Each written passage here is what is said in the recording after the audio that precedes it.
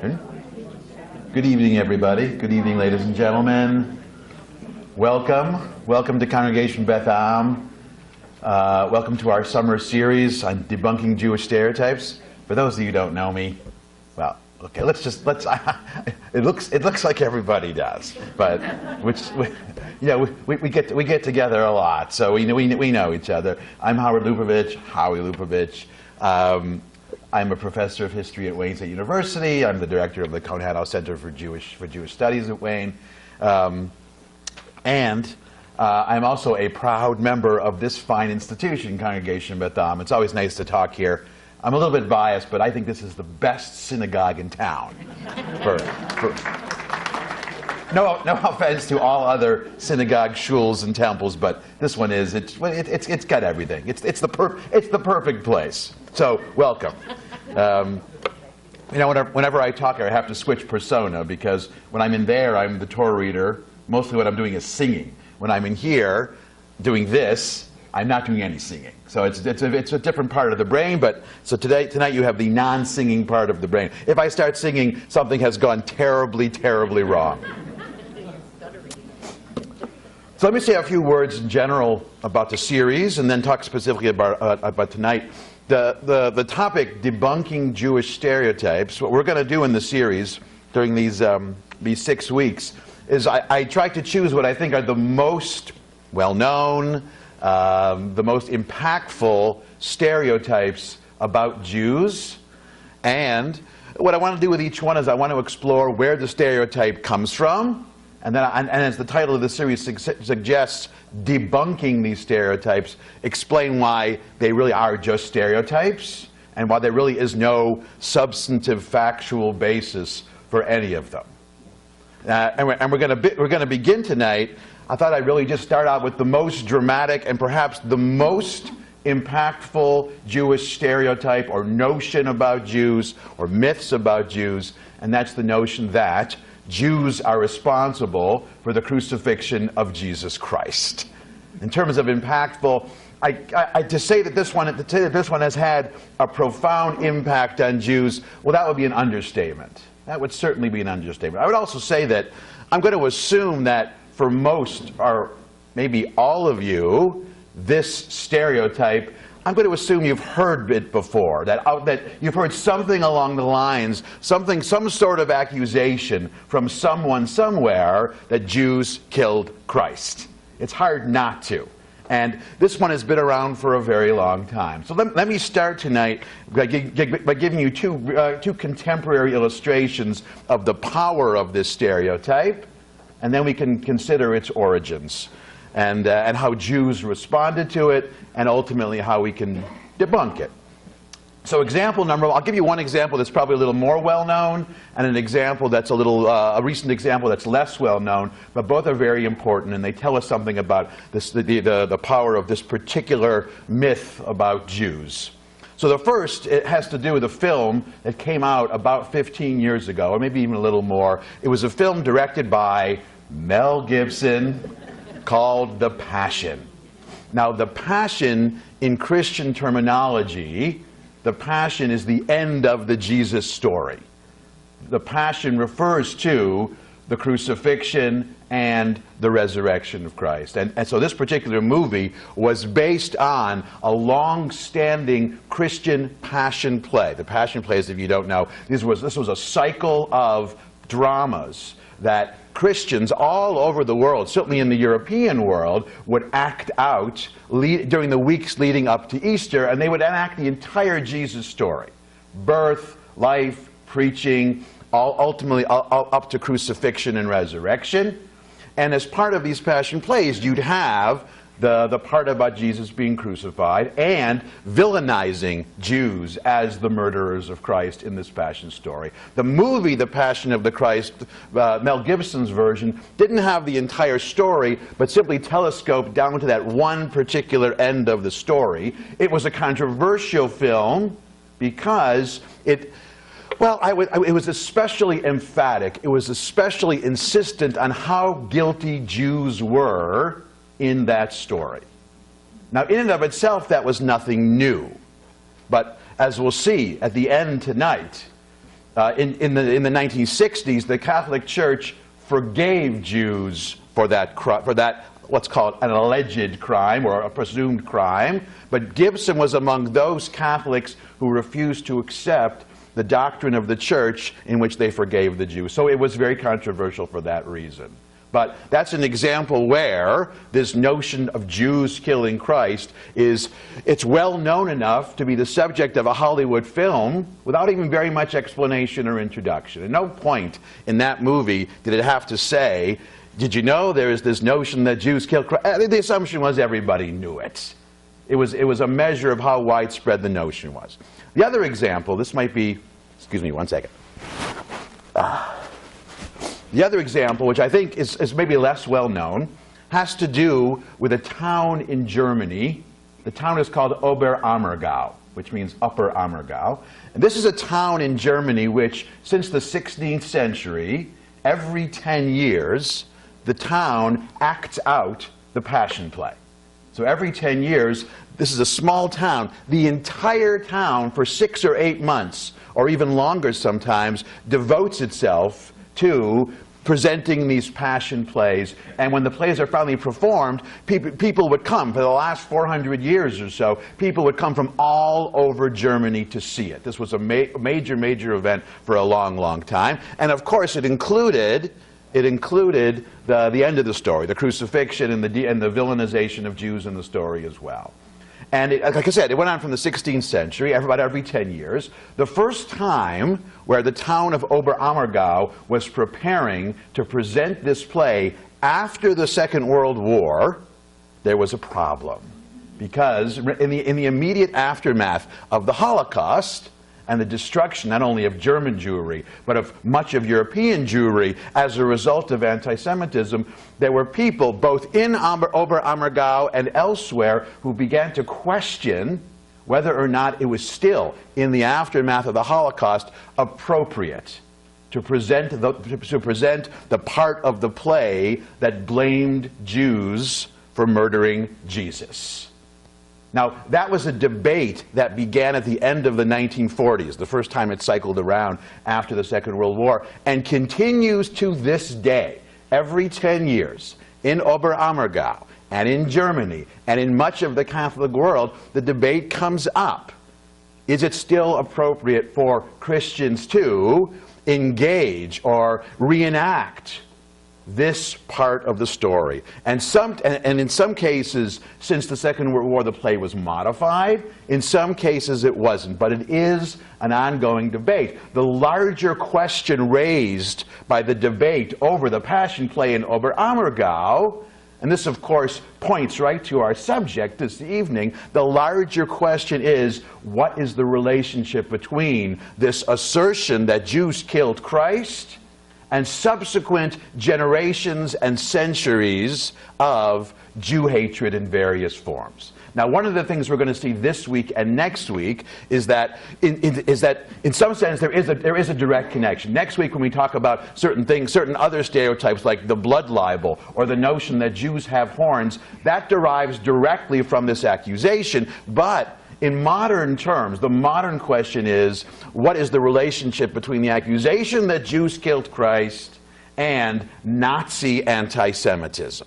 It's more complicated than you might think, because modern racial anti-Semitism is secular in nature, and yet, even though modern racial anti-Semites, for the most part, repudiated and eschewed religious ideas, nonetheless, there still is a notion, a pretty tenacious one, that without this pre-existing, this older notion, this older accusation of deicide, murdering the Lord, modern racial anti-Semitism would not have had as much traction. Or even further, what today we call anti-Semitism of the right and the left would not have had the same kind of appeal or traction or resonance without this original anti-Jewish claim.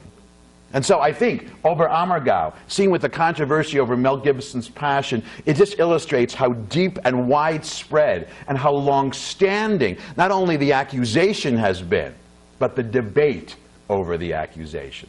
We're talking about something that has been around for a very long time, that many Christians have believed, well, for close to 2,000 years now. Well, a little bit less. We'll see, it's probably closer to 1,800 years, but that's why quibble? A long, long time. Okay.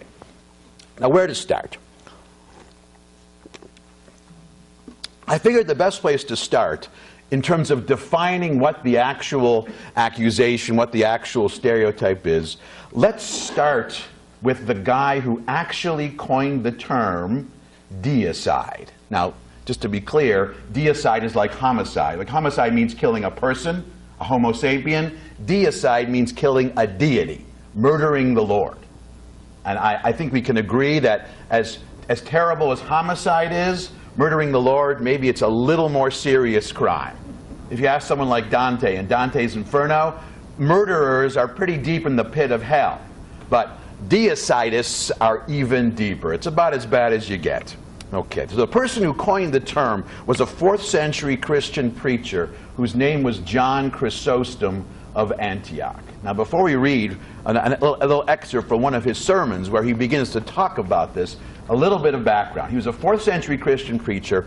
He lived in the town of Antioch. Now, Antioch, which today is in Turkey, but it was part of the ancient Greek world. This was a town, it was a boom town in the 4th century. It was a wild place. It's like 4th century version of San Francisco. It was full of Jews, it was full of Christians, and it was full of pagans, but it was also a situation where Jewish and Christian missionaries were competing for converts within the pagan community. This is before Jews adopted the custom or the practice of refraining from active missionizing. In fact, that custom in some sense was in response to John Chrysostom's antagonism. So John Chrysostom was a Christian missionary living in a town of intense theological debate, dispute, tension, and competition, and he regarded Jews as his principal adversaries, not only socially, in terms of this missionizing contest, but theologically. See, the other part of the problem, in the 4th century, the Roman Empire, where Antioch was becoming Christian, and the emperor was already Christian, but it still wasn't entirely Christian, and for many Christians there was still this perception that while Christians believe that Jews are supposed to be suffering, there was this notion that Jews and Christians are still pretty much on par in this Roman context, and John Chrysostom didn't like it. So this is the long story short. This is someone who was very antagonistic towards Jews for both theological reasons and for, let's call them, social reasons, for reasons of his own particular context. So in the mid-4th century, he delivered a series of sermons that were called Adversos Judaeus, against the Jews, or contra the Jews. And here's an excerpt one. You sort of get his tone. Now, the way people described him, he was a phenomenal orator. He was a really good public speaker. I mean, what he had to say, not great. We didn't like it. Christians love to listen to this guy. So listen to what he says. This is text number 1. Do not be surprised that I call the Jews pitiable. They really are pitiable and miserable. When so many blessings from heaven came into their hands, they thrust them aside and were at great pains to reject them.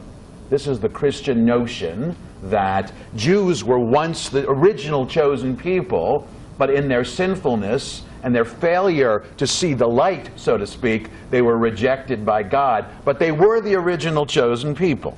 They thrust them aside and were at great pains to reject them. The morning sun of justice arose for them, but they thrust aside its rays and still sit in darkness. We, and he was born a pagan, he became a Christian. We who were nurtured by darkness drew the light to ourselves, and were freed from the gloom of their error. They were the branches of that holy root, but those branches were broken. We had no share in the root, but we did reap the fruit of godliness. From their childhood they read the prophets, but they crucified him whom the prophets had foretold. There's the accusation right there. We did not hear the divine prophecies, but we did worship him of whom they prophesied.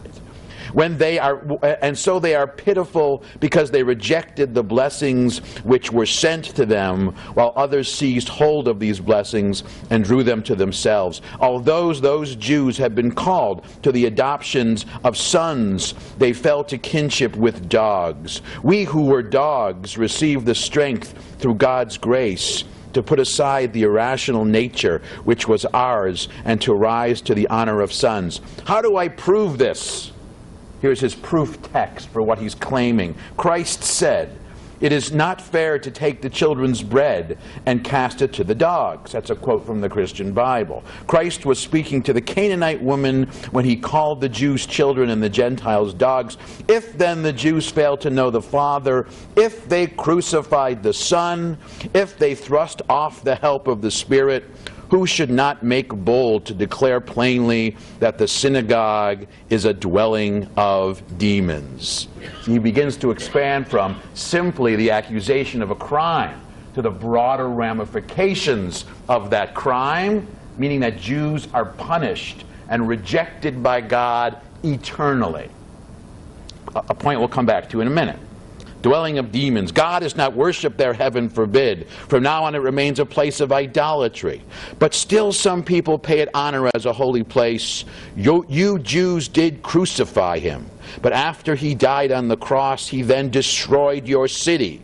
It was then that he dispersed your people. It was then that he scattered your nation over the face of the earth. In doing this, he teaches us that he is risen, alive and in heaven. Say to him, tell me, do you approve of the Jews for crucifying Christ, for blaspheming him as they do, and for calling him a lawbreaker? If the man is a Christian, he will never put up with this. So the accusation of killing Christ isn't simply the accusation of deicide. It's the notion that because of that crime, Jews are condemned for all eternity. Jews are inherently sinful, and they are destined to suffer forever.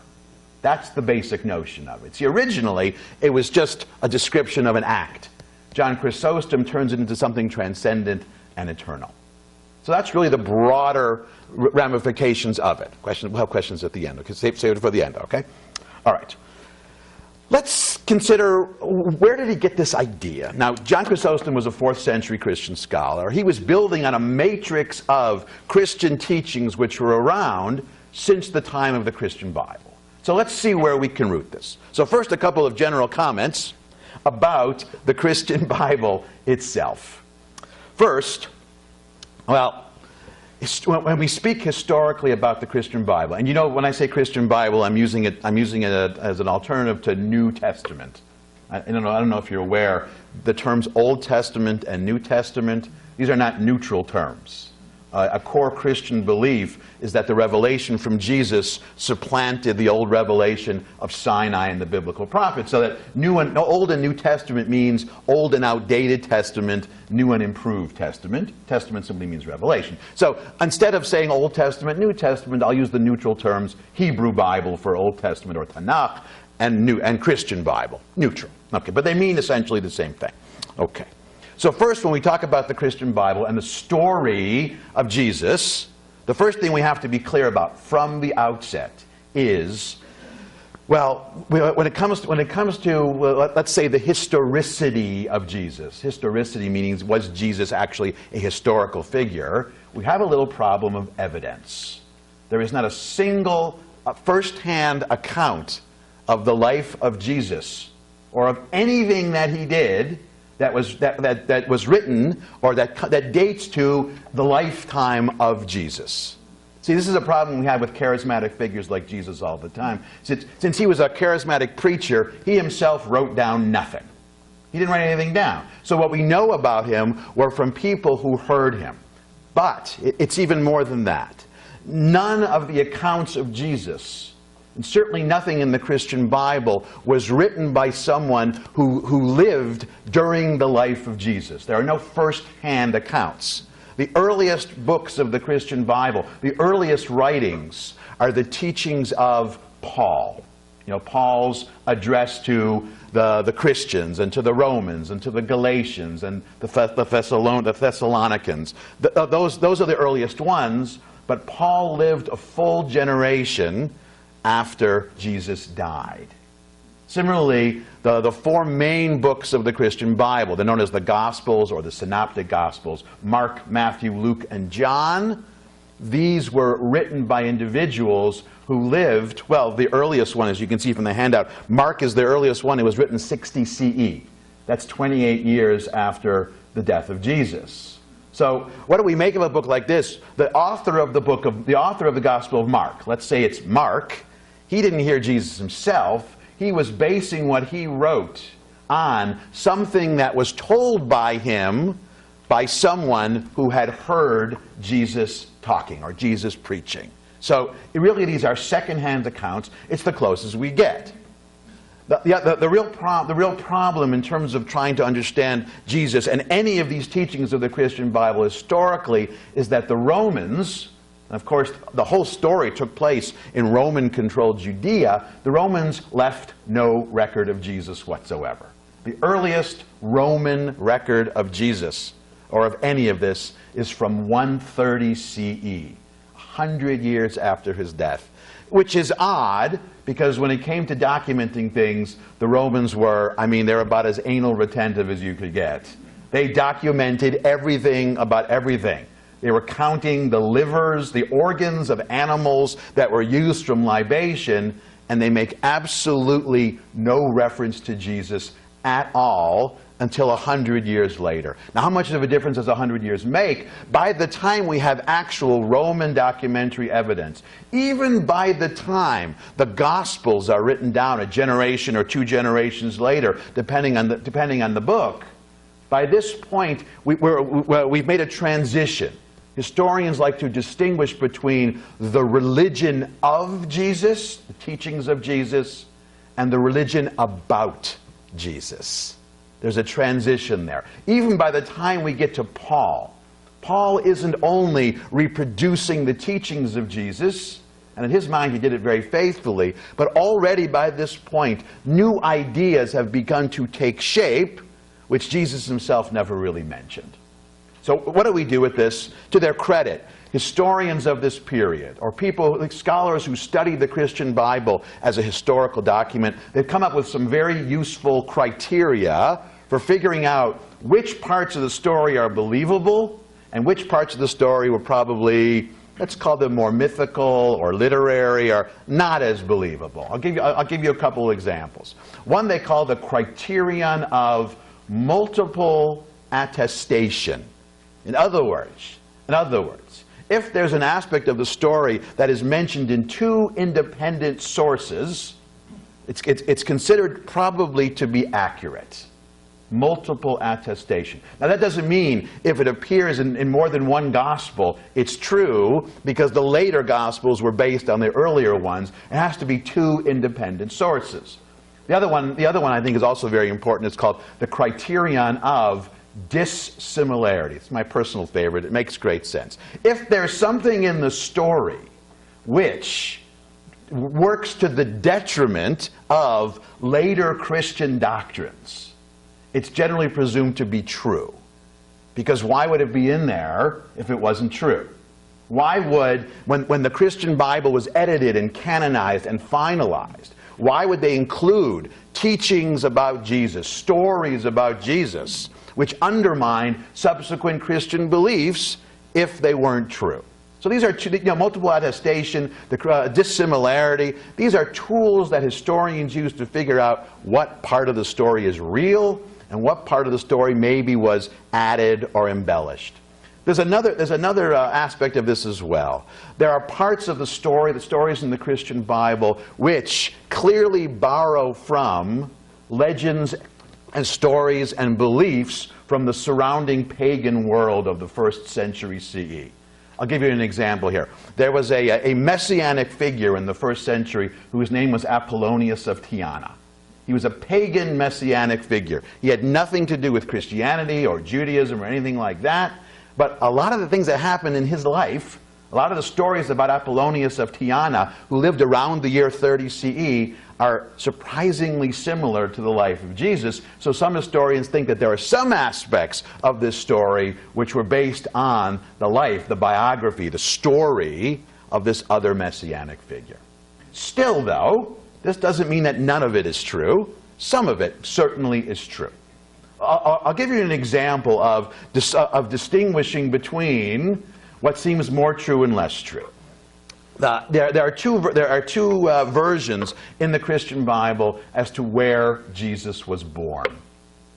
There's Bethlehem and there's Nazareth.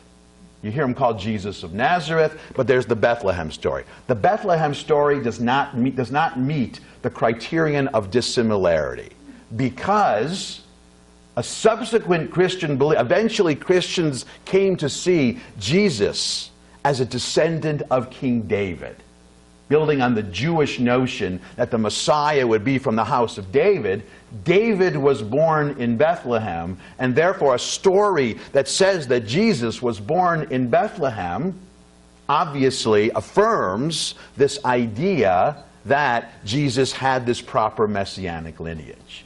On top of that, everything about his life, it simply makes more sense. Occam's razor. It makes more sense if he came from the Galilee. Everything that happened, much of his story seems more Galilee-ish than Bethlehem-ish. It simply makes more sense. Okay. One more overall remark, and then we can look at some specific examples. And that has to do with the relationship between early Christianity and Judaism in the first century. And there are different people, different groups really see this differently. First century Jews, and the first century for Jews, this is a point of transition between a group of Jews known as the Pharisees to a group of Jews known as the rabbis. Their understanding of early Christianity was a sect of Judaism, an offshoot of Judaism, and an offshoot of Judaism which eventually kind of went off the rails. Let's call that the rabbinic or the Jewish understanding of what Christianity is. The early Christian understanding of the relationship between Christianity and Judaism was that there was this earlier biblical chosen people.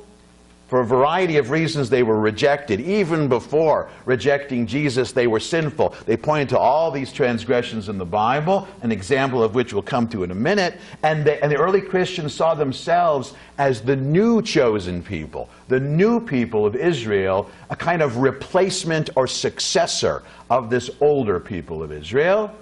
And those members of that community who didn't accept Jesus, they were the offshoot. They were the ones who went off the rail.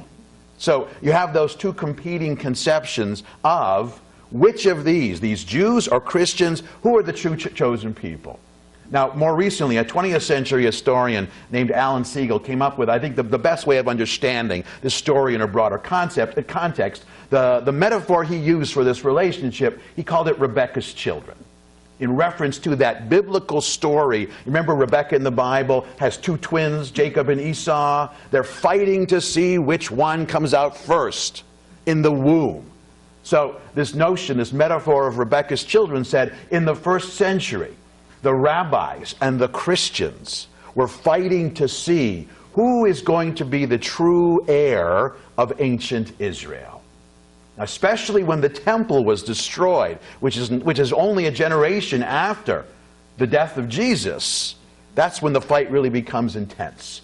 You have the rabbis, you have the Christians, both posturing, positioning themselves as the true heirs of ancient Israel. What makes it interesting is that both of the rabbis, using tools like Midrash, and Christians, were using similar techniques, using similar methods to affirm their own story.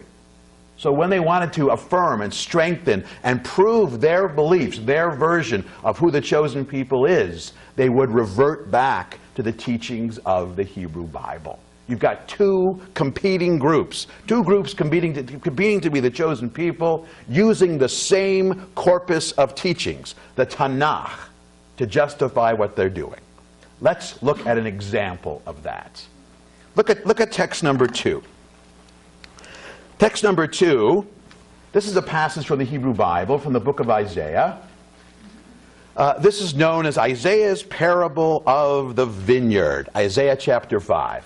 It's actually a nice little story, a nice little allegory by Isaiah. Ashira na lididi shirato di lekarmo. Let me sing for my beloved a song of my lover about his vineyard. This is Isaiah being poetic, and he's going to make I would say, a semi-obvious allegory here. My beloved had a vineyard on a fruitful hill. He broke the ground, cleared it of stones, and planted it with choice vines.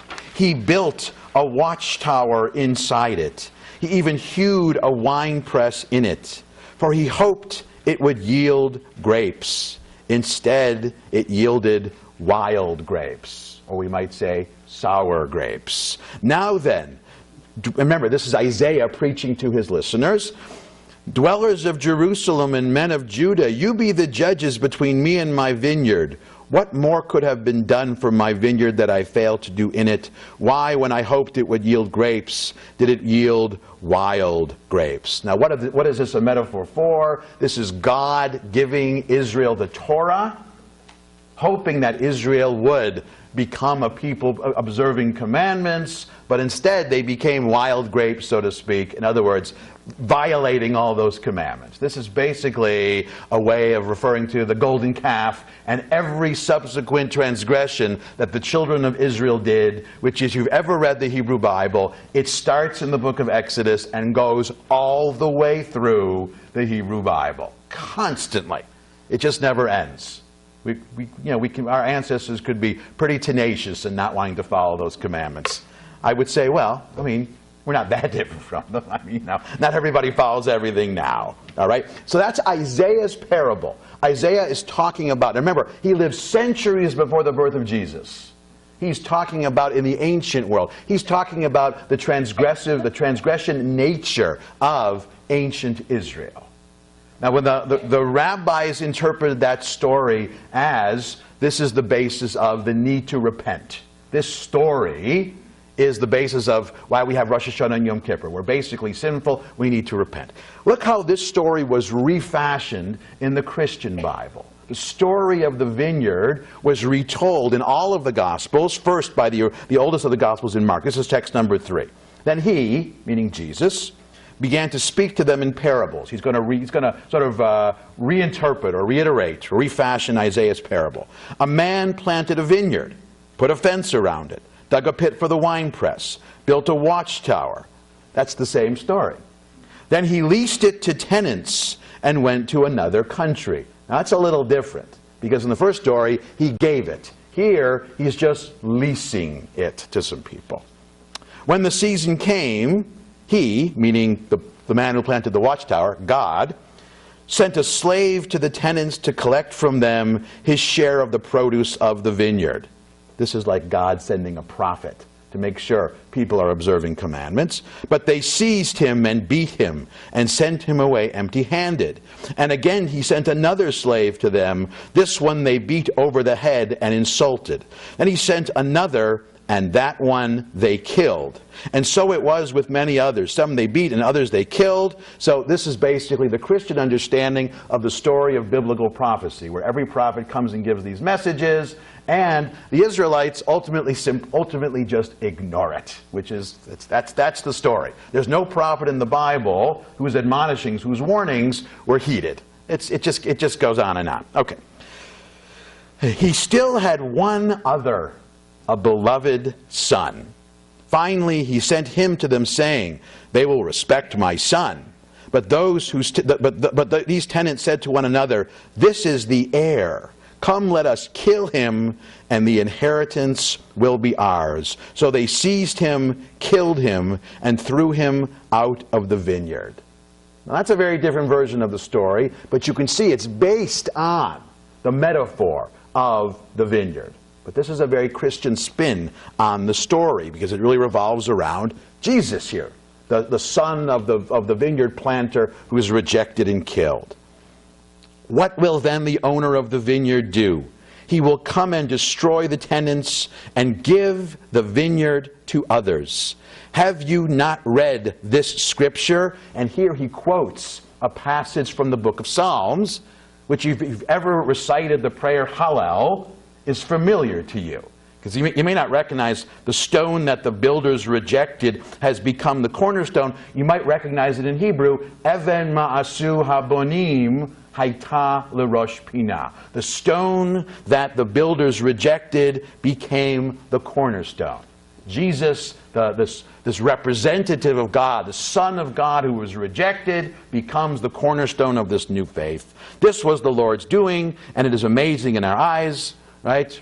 When they realized that he had told this parable against them, they wanted to arrest him, but they feared the crowd, so they left him and went away. This is a refashioning of that story, but it's one of the earliest instances of this notion that Jews killed the Son of God. It's rooted deeply. And in this story, the idea of killing Jesus is connected to this the earlier biblical story or Hebrew Bible story of the vineyard. And so from here, it permeates, it reverberates through other Christian books as well. Let's look at a couple of examples of how subsequent Christian teachings also, or other Christian teachings also, had this notion of Jews being guilty of this crime. Look at text number 4. This is from Paul's address to the Thessalonians, which is from the 60 CE. For you, brothers and sisters, became imitators of the churches of God in Christ Jesus that are in Judea, for you suffered the same things from your own compatriots as they did from Jews, who killed both the Lord Jesus and his prophets and drove us out. They displease God and oppose everyone by hindering us from speaking to the Gentiles so that they may be saved. They have constantly been filling up the measures of their sins, but God's wrath has overtaken them at last. Jews committed this crime and were punished by God in this transcendent way. Now, the most specific description of what the actual crime was comes from the Gospels, that specific telling of the story, above all from Matthew chapter 27. Now this is the point in the story where Jesus has already been arrested by the Jewish high court, the Sanhedrin, the Sadducees, the priestly elite. He's been condemned, he's been convicted of heresy, blasphemy. You know, and in that world, in a world where religion and politics are not separated, treason and heresy, or treason and blasphemy, are the same thing. So really he was guilty of both. And at this point in the story, he's basically handed over to Pontius Pilate, the Roman procurator in Judea. They want him to take care of him. And look, they ask Pontius Pilate to execute him. And in Matthew chapter 27, this is text number 5, we have this crucial moment in the story. When Pilate, meaning Pontius Pilate, saw that he was getting nowhere, but instead an uproar was starting, he took water and washed his hands in front of the crowd and said, I am innocent of this man's blood. He said, it is your responsibility. His death, meaning, is your responsibility. And the people answered, his blood is on us and our children. Doesn't get much more plain than that. Nothing subtle about that. If you're ever wondering, from a Christian account, who's responsible for the death of Jesus, the Romans or the Jews, this is the point where the most powerful Roman official in Judea says, this is where we get the expression, I wash my hands of this whole thing. He literally and dramatically washes his hands and says, whatever happens to you, the punishment is on your heads. And the crowd goes, great, we accept it, we're okay doing this. That's from the Gospel of Matthew. Okay? Now, as we move forward in the Gospels, Mark was the earliest, John was the latest. as we move forward chronologically, the ideas of Christianity and the distinction, a sense of not only a distinction between Christianity and Judaism, but also antagonism and rivalry between Christians and Jews becomes more pronounced. And so by the time we get to the last of the Gospels of John, the Gospel of John, we have that moment in the story. Well, it's told slightly differently by this point. This is becoming more complicated here. Look at text number 6. So Pilate went out to them and said, "What accusation do you bring against this man?" They answered, "If this man were not a criminal, we would not have handed him over to you." Pilate said to him, "Take him yourselves and judge him according to your law." The Jews replied, "We are not permitted to put anyone to death." Now this is a crucial moment, or a crucial statement in the whole question of who was responsible for the death of Jesus. Because even in the Gospel of John itself, and John was the most antagonistic of the Gospel writers, of the Gospel authors, he puts into the mouth of the Jews there, "We cannot kill him." John is the first to draw the following very important distinction between convicting Jesus of blasphemy and the actual killing of Jesus. From this verse in John, and this is borne out by, well, other evidence from the period. In first century Judea, the Jews, even the most powerful, high-ranking Jewish officials, the highest official of the Sanhedrin, the Jewish Legislative Assembly, did not have the authority to execute anyone. The Sanhedrin was prohibited by the Romans for executing. If you wanted to execute someone, you had to, the word they used to use was to relax someone, to hand someone over to the Romans and let them kill him. And that's the most likely scenario we have when we try to understand this story historically. To say that the Jews or the Sanhedrin or the Pharisees or whoever killed Jesus simply doesn't bear out. The other interesting fact is the manner in which Jesus was killed. Because prior to Roman rule, the Sanhedrin did have authority. Originally, it did have authority to execute capital criminals, which of course included heretics. But there are 4 very specific forms of execution enumerated in Jewish writings of the period. There was stoning, there was strangulation, there was burning, and there was beheading. None of which are crucifixion. Crucifixion, not only was it not a Jewish form of execution, it was a very common Roman form of execution. Never mind Jesus, the Romans, they liked execution, and they liked crucifixion for 2 reasons. First of all, it was very public. When you crucified someone, you didn't just put them on a cross. You put them on a cross in a very public place where everyone would see. Secondly, it was long and painful. So this wasn't instant. This was a deterrent to others who were thinking about being criminals. People would see these individuals convicted and hanging on the cross, and this was supposed to prevent them from committing capital crimes, above all, sedition, treason, heresy, blasphemy, etc. So the whole crucifixion itself could not have been more Roman. But it isn't only historical circumstances that make that distinction. It's the Gospel of John itself. Even in the Gospel, Jews didn't kill him. Now, we can't overstate this, because it's undeniable that the Romans didn't convict him of anything. Jesus was convicted by a Jewish court, at least according to the Gospel story.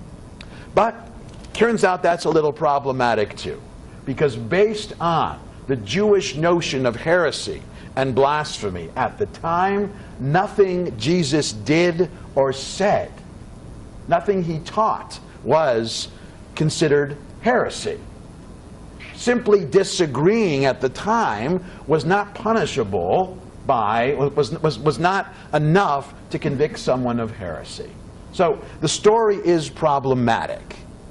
And the story doesn't quite measure up to those facts available. But like I said, we don't have any first-hand accounts.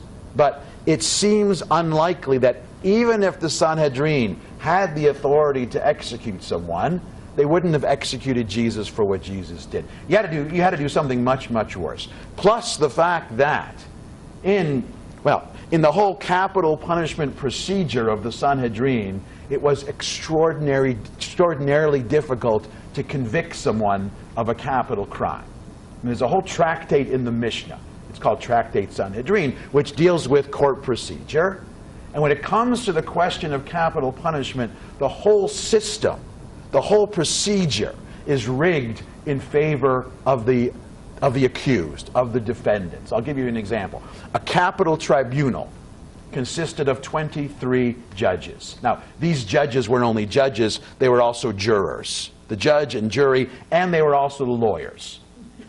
So some of them argued for the prosecution, some of them argued for the defense. I guess there was a sensibility of it. Now, here's the thing. When it came to a capital crime, to acquit someone of a capital crime, you needed a simple majority.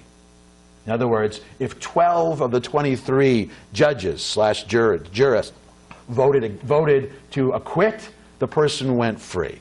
To convict someone of a capital crime, you needed simple majority plus 1. You needed 13. It was harder to do.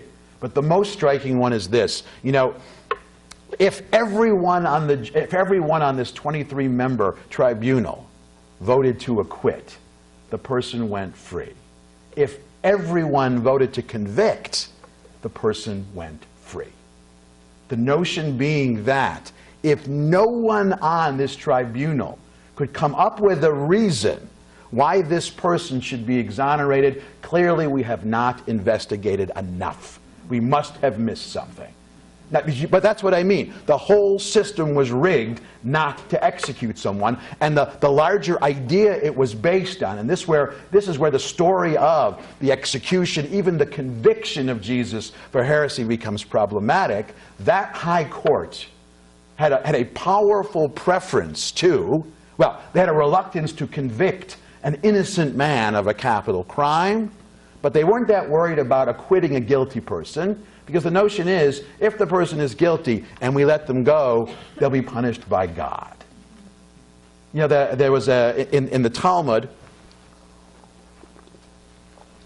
describes the rarity, the infrequency with which Jews actually convicted people. There was a court which convicted one person in 70 years, and that was known in the Talmud as a hanging court. One person. It's simply not something that this Jewish court wanted to do.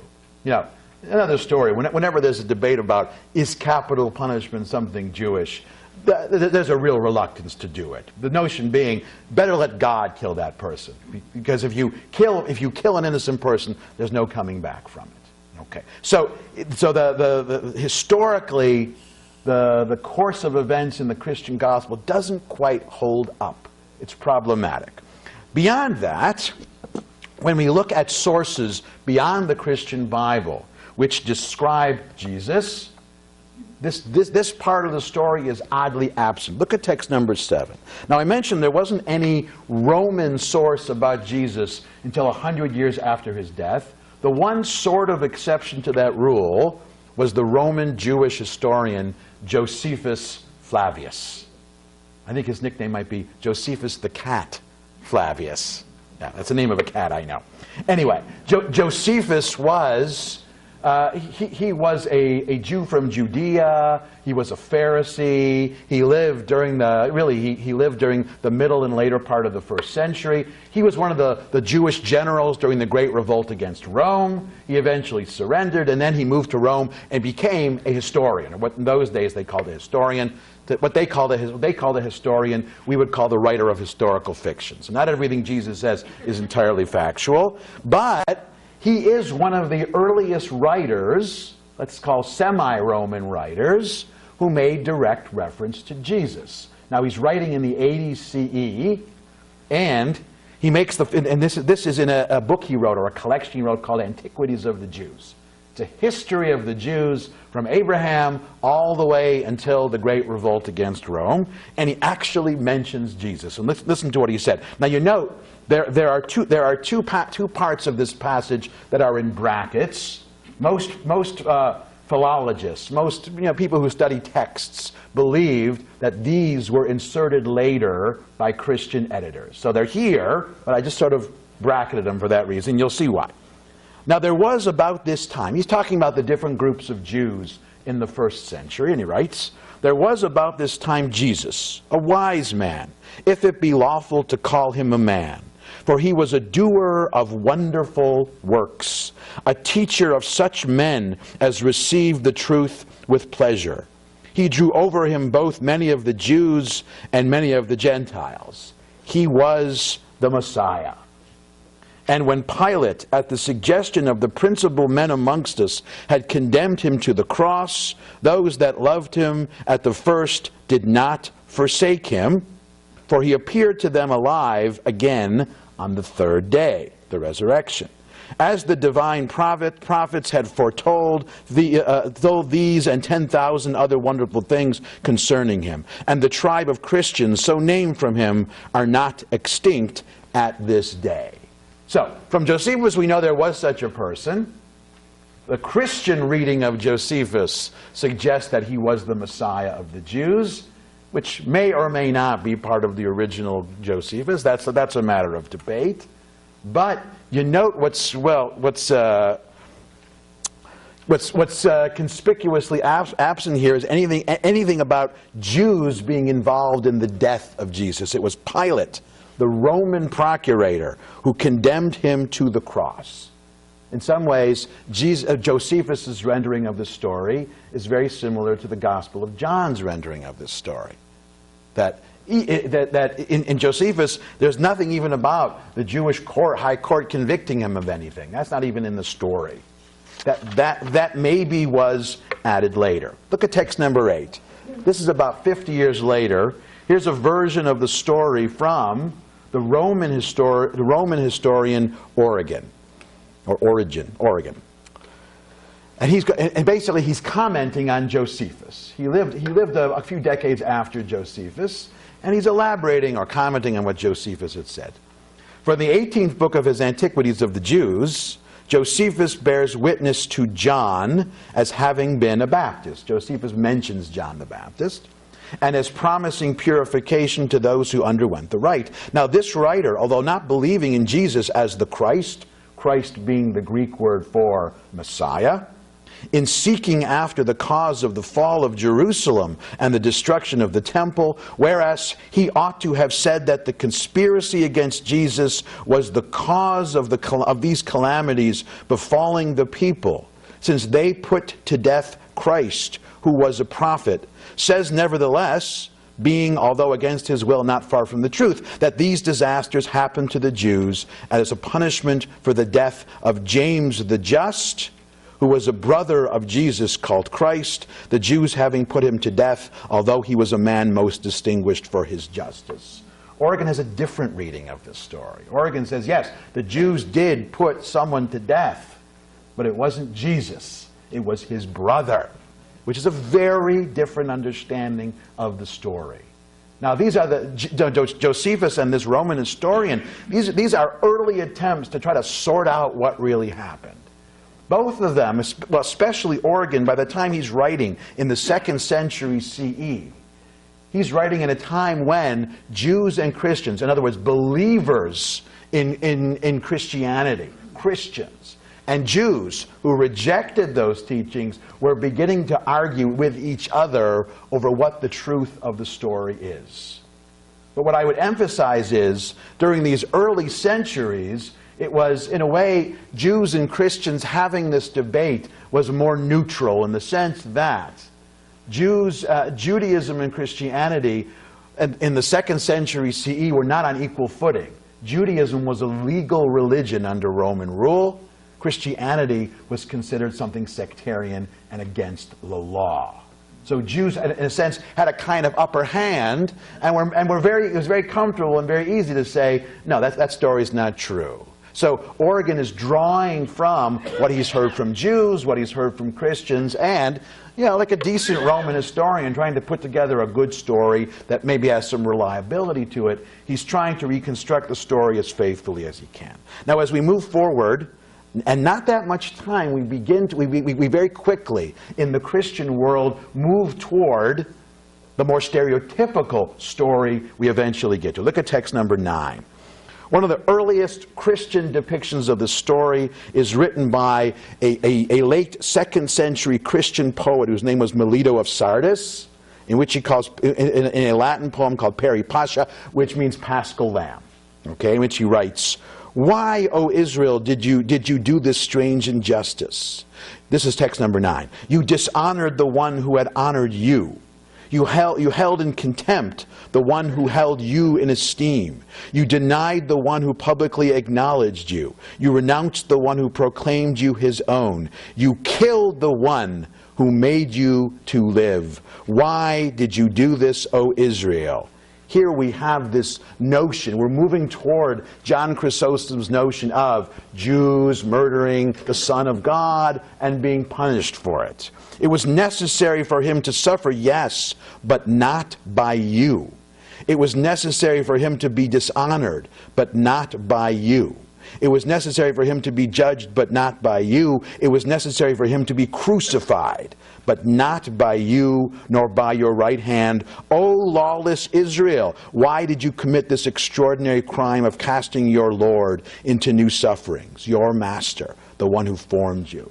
See, we've come a long way since the stories and the accusations in the gospel. It's really beginning to crystallize, which we see even more a century later in the writings of Justin Martyr, another early Christian writer in text 10, who writes, "Accordingly, these things have happened to you in fairness and justice, for you," meaning he's explaining why Jews suffer.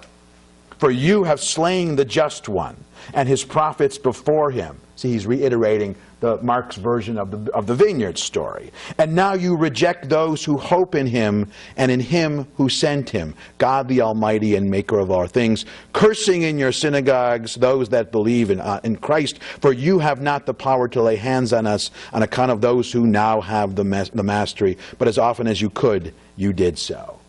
And finally, of course, in text 11, when we get to the 4th century Christian writer Augustine of Hippo, Saint Augustine, this is when it really becomes canonical. Text 11, "But the Jews who slew him, who would not believe in him because it behooved him to die and rise again, were yet more miserably wasted by the Romans and utterly rooted out from their kingdom, where aliens had already ruled over them and dispersed through the lands, and are thus by their own scripture a testimony to us that we have not forged the prophecies about Christ." Augustine is saying, not only is there a belief that Jews are responsible, Jews killed Christ, this is something we know to be a fact. It is definitely true. We have the proof of it. Now, what he calls proof are the predictions of biblical scripture. But in Augustine's mind, this has become Christian dogma.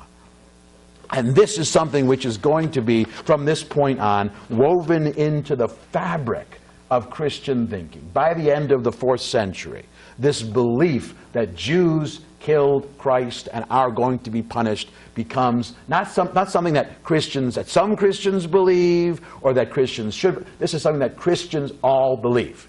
To be a Christian, one of the things you have to believe is this. As we see, for example, in a 12th century poem called Mystery of Adam, written by an anonymous Christian author, text 12, "This saying shall be verified when God's own Son for us has died. The masters of the law 'twill be that slay him most unlawfully, against all justice, all belief. They'll crucify him like a thief, but they will lose their lordly seat, who envy him and all entreat. Low down they'll come from a great height. Well may they mourn their mournful plight." Now you're wondering, maybe you're wondering, this is going on over a period of centuries. Jews are well aware of all of this. Do Jews care? Do they respond at all? Let me give you 2 brief examples of how Jews reacted. As an earlier response, and a later response. One of the earliest Jewish responses to this claim comes from the Talmud. Now, this is a passage from Tractate Sanhedrin, and well, the larger context is talking about capital punishment and the right of the Sanhedrin to execute people. But listen to what it says. This one's going to surprise you a little bit. Text number 13. Isn't it taught in a Braita? A Braita is an early rabbinic teaching which has the same authority as a Mishnah, an authoritative text.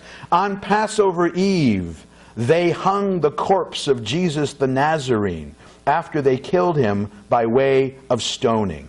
And a crier went out before him for 40 days, publicly proclaiming, Jesus the Nazarene is going to be stoned because he practiced sorcery, incited people to idol worship, and led the Jewish people astray. Anyone who knows of a reason to acquit him should come forward and teach it on his behalf. And the court did not find a reason to acquit him, and so they stoned him and hung his corpse on Passover Eve. In case you're wondering, this is the Talmud saying, of course the Jews killed him. They're not talking about the Romans here. This is the rabbis of the Talmud taking credit. Of course we did, because he was a blasphemer. And we didn't crucify him. We stoned him and hung him the way, according to the forms of execution prescribed by Jewish tradition. Now, why would they say this? What does it tell us? First of all, this is an earlier text. This is before Christianity has become the powerful religion of the Roman Empire. But also, this is from the Babylonian Talmud. This was a statement made by rabbis in Babylonia, where there were few, if any, Christians. This was a statement made by Jews who weren't afraid of repercussions from the Christian world. Now, I don't want you leaving and saying, oh, the Talmud says the Jews did it. Here's the point, what I want you to take away from this passage. This is not a confession of guilt. They have no more historical evidence than the Christians do. And they're only saying this to make a very different point. The rabbis of the Talmud are making the point that these are the proper ways to execute someone if we ever decide to do it. And the other important point is, before you execute someone, and this is their main point, you give the supporters of this person, or witnesses for the defense, a chance to come forward. The key statement here is them saying anyone who knows of a reason to acquit should come forward. They're they're trying to acquit him. This is what I said about this reluctance to execute. It's only as a last resort we had to execute him. So this is sort of an admission, but not admission with the tone or the depth of the accusation against the Jews. But that's more the exception. The typical Jewish response comes from medieval Christendom, because by the time we get to around the year 1000, Jews living in the Christian world are beginning to face real pressure about this whole killing Jesus thing. And this is when Jews really become more ingenious in their responses. So around the year 1000, a text was written in Hebrew was called Sefer Nitzachon Yashan, or in Latin it was called Nitzachon Vitus. Now, Nitzachon is a Hebrew word which means victory or argument. All right? And Nitzachon Vitus means the old argument or the ancient argument. All right? Now, what this book is, the book really has two parts. The first part of this book, the author, who we're not exactly sure who it is, the author looks at every Christian interpretation of the Hebrew Bible and refutes it, point by point by point. The second part of the book, the author looks at the teachings of the Christian Bible and just stomps all over those in an exegetical sort of way. So here, the particular passage I gave you, number 127, is they're going to start. The book starts with a verse from the book of Psalms, Psalms chapter 1, that explains how Christians interpreted this verse as foreshadowing the life of Jesus and the death of Jesus, and why that's wrong. So, This is quoting a verse from the book of Psalms. Ashrei ha'ish asher lo halach ba'atzat reshaim. Happy is the man who does not walk in the counsel of the wicked, from the first chapter of Psalms. The heretics, meaning Christians, say, or they say this means, that David, the purported author of the book of Psalms, said this of those who sinned and made themselves wicked by hanging Jesus, and said that he who did not participate in their counsel is happy. This is the book of Psalms' way of saying that the Jews are guilty, and those Jews who didn't go along with it, they're the only Jews who know any kind of real happiness. That's the Christian understanding. The response is, this is how Jews respond to or reject or reply to that. According to you, meaning you Christians, Jesus could not be God. Jesus could not be God. Because it says of God, and here he quotes first the book of Psalms and the book of Ezekiel, for you are not a God who desires evil. That's a verse from the book of Psalms. Okay? Similarly in Ezekiel chapter 31 it says, as I live, says the Lord, I do not desire the death of the wicked. But he did want the death of the wicked, for you say he came to die at the hands of man. If God doesn't want the righteous to die, or even the wicked to die, anyone to die, why is God concocting a plan where the Son of God is being killed? Basically, the author here is saying, your whole notion of this Messiah dying on the cross doesn't add up to the logic of the biblical texts on which you're basing these teachings. Okay? But he did want the death of the wicked for you. If so, if you're really going to say that, if you're going to argue it the other way, if you're going to say that God did want Jesus to die and therefore Jesus is the Son of God, etc., those who killed him fulfilled his will. If it really was the divine plan for Jesus to die on the cross, why are you accusing Jews of the crime? Jews actually fulfilled the will of God. It was through them, the Jews, that his counsel and decree to redeem souls from hell were carried out. If this is really so, the Jews are not guilty of a crime. Jews actually are doing God a favor. Without the Jews, that whole dying for the sins of humanity and being resurrected to redeem humanity wouldn't have happened. You shouldn't be accusing us, you should be thanking us. Let's note the chutzpah in this text. Now, I would say here, it was written in Hebrew, and remember, this is long before the age of printed books. This was a manuscript which was circulated from Jewish community to Jewish community. This was something read by Jews. This was not intended for Christian readers. In fact, more than anything else, this was intended to fortify Jewish readers against the pressures of Christian missionaries. It was a missionary fortification book. By the way, it's still very useful. You know, sort of aside, my daughter came home from, when she started public school, some of the Christians in her school were laying some Christian stuff on her. She didn't know how to respond. I said, everything they said, it's all in the Nitzachon Vitus. This is your handbook of how to respond to Christian claims against Judaism. It's very convenient. Okay. So Jews were aware, Jews did respond. Now, the public debate between Jews in response to this was a little bit more complicated. But the main intention of Jews responding to this claim was making sure that Jews understood that this is a Christian belief, unverified by any kind of historical sources, but more importantly, that Jews don't believe. Jews don't believe that Jesus was the Son of God. Jews don't believe in that this was the Son of God. And all of that. That is a Christian belief, something they believe and we don't. Now, one last point. Where the whole understanding and the resonance of the story begins to change is in the last couple of centuries when we have the advent of what we now call history. History requiring evidence and documentation. And by history, I mean, more specifically, I mean biblical history. The Bible, both Hebrew and Christian Bible, were not really studied rigorously as historical documents, probably until the 18th century. But in the last couple of centuries, the texts of the Bible were subjected to critical analysis, and this is when the story begins to unravel. Everything I've said tonight about there's no historical evidence, those notions begin to accumulate for the last couple of hundred years. So when we get into the realm of historical reconsideration, it's really the absence of any kind of documentation. And the conclusion becomes that the notion of Jews killing Christ is a matter of faith. It is not a matter of proven historical fact. There really is not one shred of reliable historical evidence that took place, as there is little or no evidence that much of the stories surrounding Jesus took place.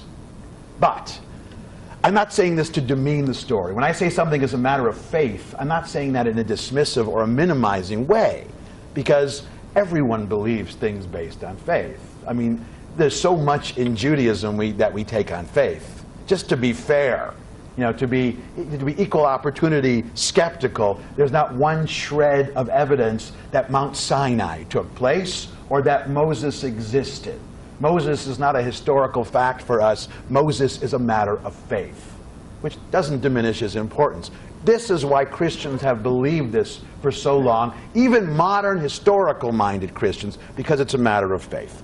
Now, I think it's fitting to end with the Church's declaration in 1963 about this story, because at Vatican II, the Vatican made a remarkable, well, I would call a remarkable concession.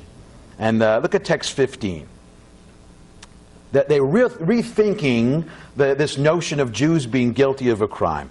This is from 1965. Since the spiritual patrimony common to Christians and Jews is thus far so great, this sacred synod, meaning the Vatican, wants to foster and recommend that mutual understanding and respect, which is the fruit above all of biblical and theological studies, as well as fraternal dialogues. True, Jewish authorities and those who followed their lead pressed for the death of Christ.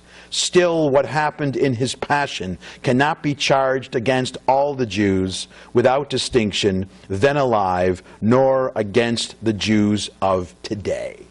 Which means, and this is the important part, the Church forgave Jews for doing it. But the language is very important. Pressed for the death of Christ is a tacit acknowledgement that it wasn't the Jews who did it, but the Romans who did it. But more importantly, perhaps, it's a way of the Church's way of saying whoever did it, subsequent generations of Jews should not be held accountable, should not be seen as guilty of the crime that their ancestors committed. If nothing else, this declaration by the Church stripped away from this crime of deicide its transcendent and eternal dimension. Because the original belief, remember, was that Jews for all eternity are condemned because of that crime, are to be punished because of that crime. And here, the Pope said, no, not necessarily. So, it would have been really nice if the Church had said, no, the Jews didn't do it, explicitly. They didn't. You can't read this and not say, no Jews were guilty of anything. But And this is this notion of it being a powerful matter of faith. What they did say was a major step forward, was a powerful gesture, and more than just a symbolic one. It was a different way of seeing the story. So where does it leave us now? The belief, the stereotype is still there, obviously. There are still many Christians who believe this story, and even beyond the Church. You know, the Church said this in 1965. The Lutheran Church didn't forgive the Jews until 1998. They're always a little bit behind the eight ball. They tend to be a little more literal the way they read Scripture. But the belief is still there, but it's easier to talk about it with Jews and Christians. Vatican II made it easier for Christians to hear a larger, more nuanced story. So the accusation is still there, but it doesn't have the power, it doesn't have the impact that it once had. We deal with it, we don't have to deal with it as much. Thank you very much.